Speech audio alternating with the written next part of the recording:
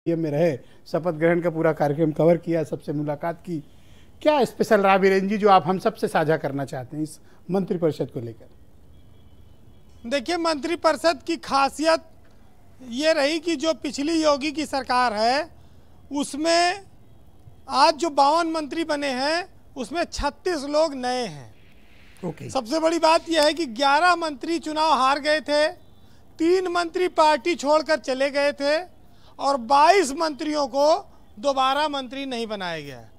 ये टोटल संख्या 36 बनती है, तो 52 में 36 लोग नए हैं। ये बहुत बड़ी बात है।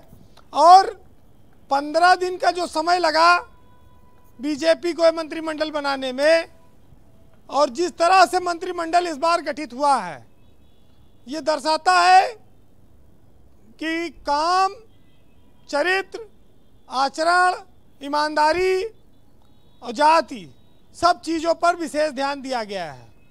अगर काम के मुकाबले देखेंगे तो ब्रजेश पाठक को उसका इनाम मिला है, जो उत्तर प्रदेश में अगर मंत्रियों में कोई सबसे अधिक काम करने वाला आदमी था, और कोरोना काल में जिन्होंने अपने घर से लेके पूरे शहर में खाने की व्यवस्था से लेके दवा और एडमिट कराने में लोगों में जो योगदान दिया, एक लोकप्रिय मुख्यमंत्री के तौर पर ब्रजेश पाठक को उनके काम का इनाम मिला।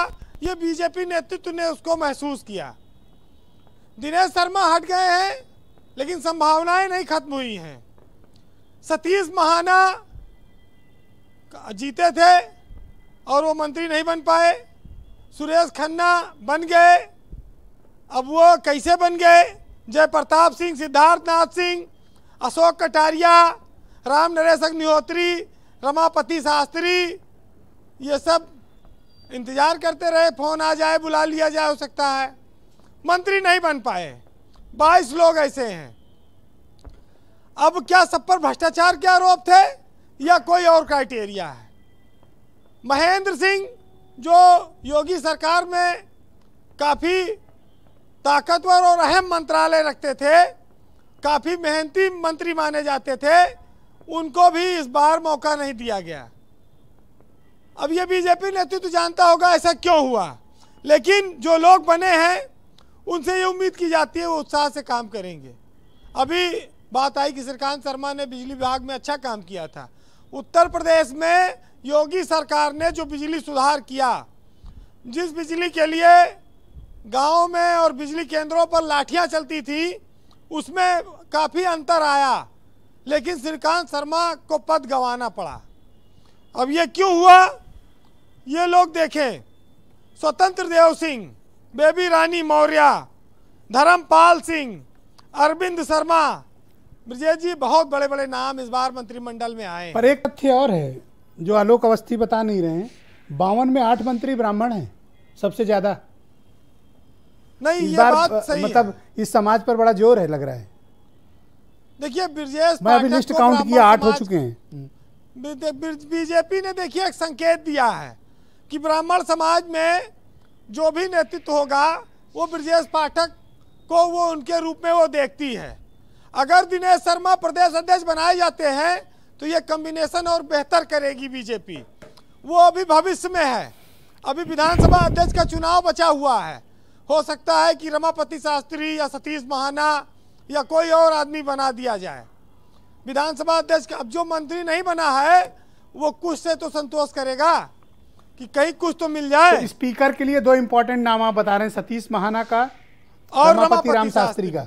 जी, रमापति शास्त्री, ओके, रमापति जो गोंडा से मंत्री थे। करेक्ट। उनको प्रोटेम स्पीकर इस समय बनाया गया है। ओके।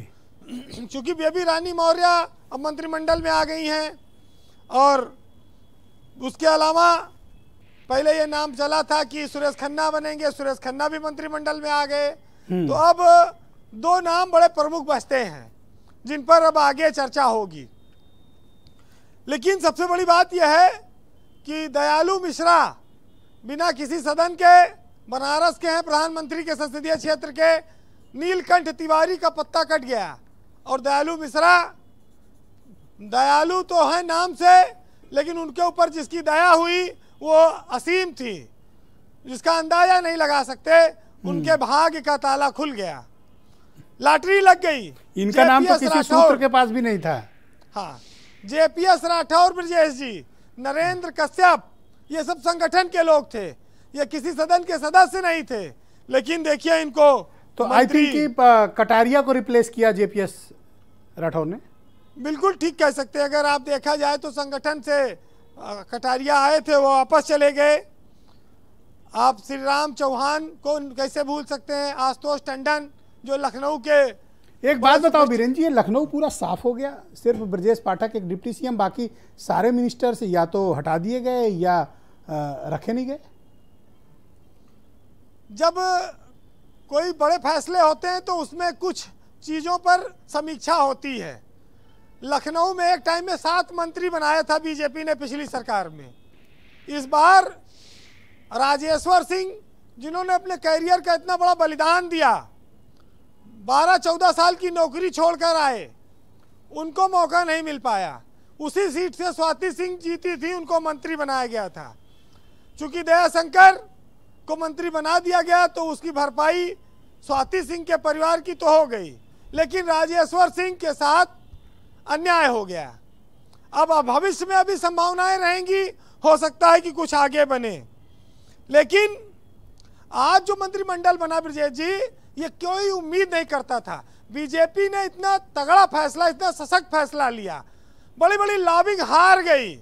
बहुत सारी जगहों पर तालियां बजाई जा रही हैं कि हमें ना मिला तो कोई बात नहीं, उनको नहीं मिला। अच्छा, मतलब परसंताप फैक्टर भी है। हाँ, ये भी है। तमाम तभी सारे मैं लोग बार बार ऐसे हैं। पूछूं, उपाध्याय जी जवाब ही नहीं दे रहे थे, लेकिन कि परसंताप वाला फैक्टर रह गया था। लेकिन बीजेपी का अनुशासन ऐसा है ब्रजेश जी कि क्या खूब मजबूरी है गमले में लगे पेड़ों की, हरा भी रहना है और बढ़ना भी नहीं है। वाह, तो ये विचित्रता, बहुत ही मौजूद शेर है आपका, बहुत ही मौजूद शेर। ये विचित्रता आप देखिए, संयोग है कि आप मंत्री पद पर नहीं रहेंगे, लेकिन सरकार है, आपको पार्टी में रहना पड़ेगा। पार्टी जब जहां इस्तेमाल चाहेगी आपका करेगी जी। 5 साल आपने मौज काटी। विरासत के नाम पर नरेश अग्रवाल के बेटे नितिन अग्रवाल को मौका मिला है, मंत्री पद मिला है। इसके अलावा राजनाथ सिंह के पुत्र पंकज सिंह की भी चर्चा थी, लेकिन वो इस बार भी मंत्री पद नहीं पा पाए। बहुत सारी चीजें ऐसी रहीं जी।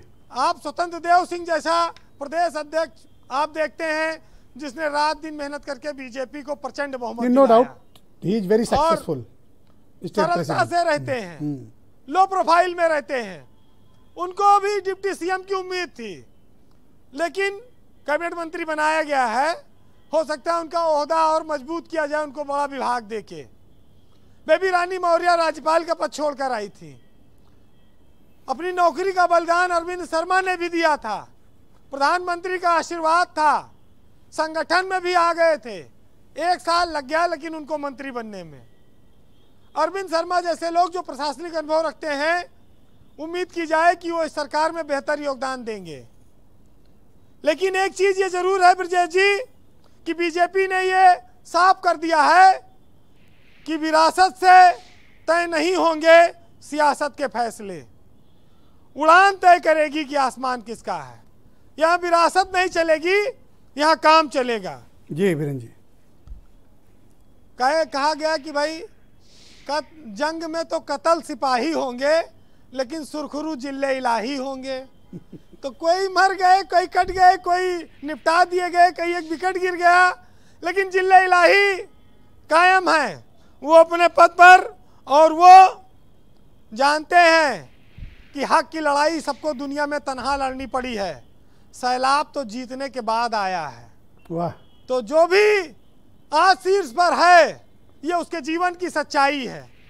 बहरहाल जी, एक साहित्यकार ने लिखा है, आज जीत का दिन है, बीजेपी के लिए इतिहास का दिन है। प्रधानमंत्री आए, एक इतिहास गवाह बना आज जिकाना स्टेडियम, 50,000 लाखों लोग इस शपथ ग्रहण को आए। तो स्वागत तो स्वाभाविक है, बनता है। पहली कैबिनेट थी, औपचारिक बैठक भी हो गई है, शायद कोई बड़ा ऐलान भी हो जाए, लेकिन आज के शपथ ग्रहण पर ये कहूँगा मैं कि ऐ बादल तू मनमानी कर और सूरज आज तू नादानी कर। और देख जीत कर आए हैं अपने नेताजी, ऐ चंदा तू उनकी अगवानी कर। बहुत बहुत शुक्रिया आपका वीरेंद्र जी, बहुत बहुत धन्यवाद। बहनों भाई